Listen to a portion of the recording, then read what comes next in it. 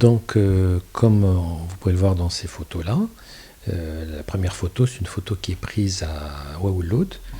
C'est une ferme dans les hauteurs de Berkane. Et à l'époque, c'est ce que vous m'avez demandé de raconter, c'est ma famille qui avait donné ses fermes et ses maisons à ces révolutionnaires africains qui luttaient pour l'indépendance de leur pays, particulièrement aux révolutionnaires algériens qui luttaient pour leur indépendance, puisque c'était les voisins, mais aussi à tous les militants anticolonialistes et révolutionnaires africains, de Mandela, à Amilcar Cabral, à Mechal pour le Mozambique, à Agostinho Neto pour l'Angola. Samora Machel.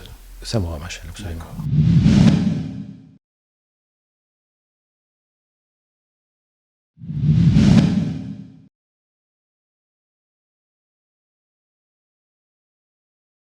Le passage de Mandela est en 62.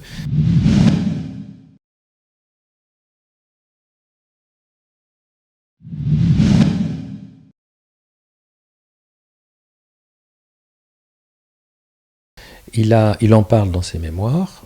Il a appris l'usage des armes là-bas. Les échos qu'on a eus de la famille, c'est que c'était un mauvais tireur, quoi. Mais il n'en a pas fait beaucoup usage puisqu'il a été arrêté juste après. Juste après, puis il est resté le temps que l'on connaît en prison.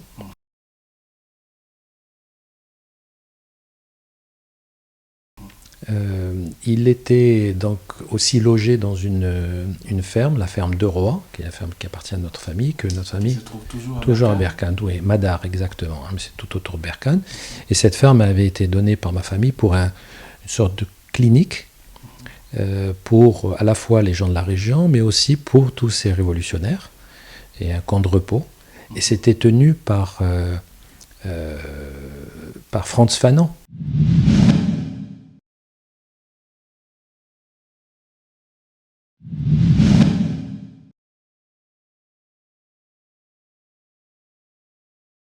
Qui a créé les Dames de la Terre, qui était médecin et qui a habité pendant 2 ans chez nous là-bas et qui tenait en tant que médecin vous connaissez Frantz Fanon, qui avait dans son idéologie anticoloniale, tiers-mondiste, etc.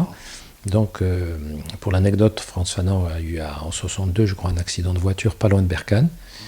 Il en est mort par la suite. Mais en fait, il n'est pas mort et enterré à Berkane. Mais c'est lui qui tenait cette clinique. Et on voit dans d'autres photos, que je vais vous montrer, Nelson Mandela dans cette ferme, avec d'autres révolutionnaires aussi africains où ils logeaient. Donc il y avait une ferme où ils apprenaient l'usage de l'arme. Et on voit une photo historique qui est dans les mémoires aussi de Nelson Mandela. Et cette photo, c'est une photo suite à une parade militaire qui a été faite dans cette ferme.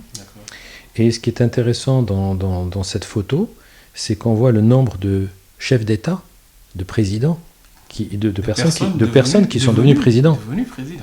Oui, on peut reconnaître Mandela, Agostinho Neto.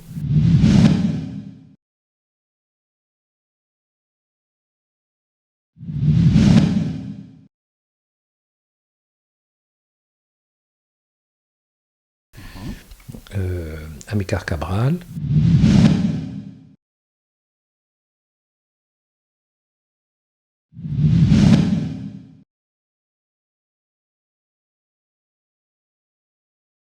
Mais aussi Ouari Boumedienne.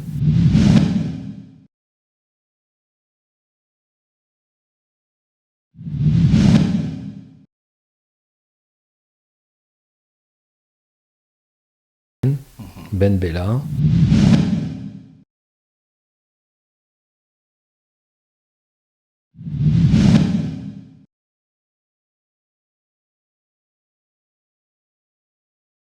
Bitat. Le regretté Boudiaf.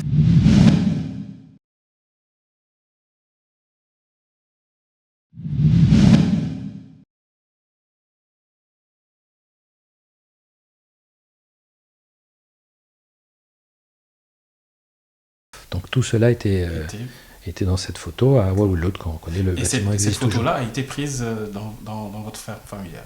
Absolument, Ouahouloud, oui, la ferme qui existe toujours, le même bâtiment existe. Nous avons totalement conservé ce bâtiment. Bon, je tiens à préciser que ma famille a fait ça à l'époque, donc mes oncles et mon père. Ils n'ont pas fait pour attendre quelque chose en retour, ils l'ont fait par conviction.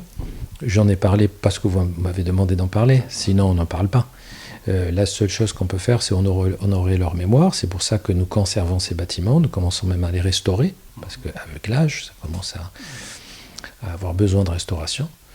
Et on espère qu'un jour, ces lieux seront des lieux de souvenir et de recueillement pour tous les Africains venant de ces pays.